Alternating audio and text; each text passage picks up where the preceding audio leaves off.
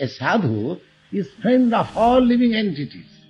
He is not only friend of the humankind, he is friend of the animals, he is friend of the trees, he is friend of the ants, worms, reptiles, serpents, everyone.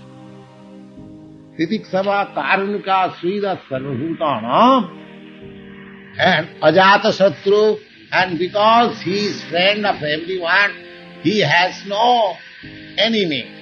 But unfortunately, the world is so infidel, even to such a sadhu there is enemy. Just like Lord Jesus Christ had some enemies, and Mahatma Gandhi had also some enemies, so who killed him?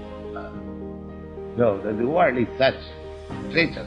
Even a sadhu, he has some enemies. But sadhu, from his side, he has no enemy. He is friend of everyone.